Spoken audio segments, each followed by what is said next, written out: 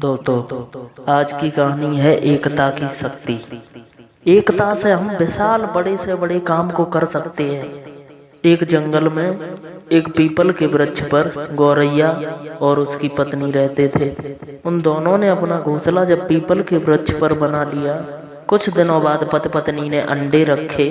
अब तो पति पत्नी बड़ा खुशी थे, क्योंकि पहली संतान की उन्हें अति खुशी छाई हुई थी।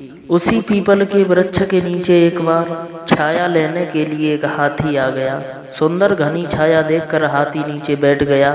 कुछ देर बाद उसे भूख लग आई, और जब भूख लगी है तो उस हाथी ने पीपल की उसी डाली को तोड़ दिया जिस पर गौरैया और उसकी पत्नी के अंडे रखे हुए थे, और हाथी के पैरों से वो अंडे कुचली गई। दिन में पति पत्नी भोजन की तलाश में निकल जाते थे। शाम को जब लौटकर वापस आए हैं, वहां पर उनका घोंसला ही नहीं मिला। अब दोनों बड़ा दुखी होकर रोने लगे। उन्हें रोते देखकर वहां पर एक कौवा आ गया। कहने लगा, क्या हुआ दोस्त? गौरैया कहने लगा, क्या बताएं मित्र, हाथी ने हमारे आकर के बच्चों को मार दिया।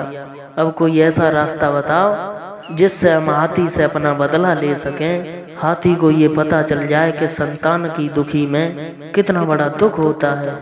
कौवा कहने लगा, सुनो मित्र, हमारा एक दोस्त है मधुमक्खी, हम तुम चलो मधुमक्खी के पास चलते हैं, वो जरूर कोई न कोई रास्ता बता देगी।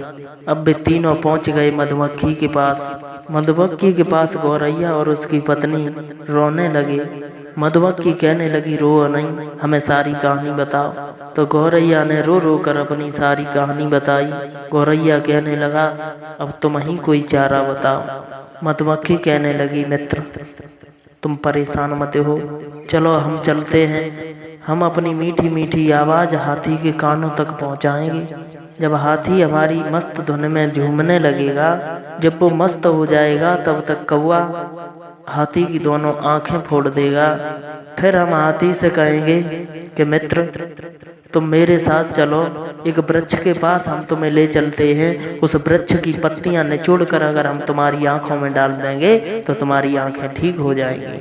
जब हाथी हमारे साथ चल देगा तो उसे कहीं ऐसे गहरे गड्ढे में डालेंगे जो हाथी निकल ही नहीं पाएगा। तीनों योजना बनाकर चल दिए। जैसा सोचा था वही किया। हाथी गड्ढे में गिर गया। कौवा, मधुमक्खी और गौरैया ने अपना बदला हाथी जैसे जानवर से ले लिया। तो एकता में बहुत बड़ी शक्ति होती है, बहुत बड़ी तासीर हुआ करती है।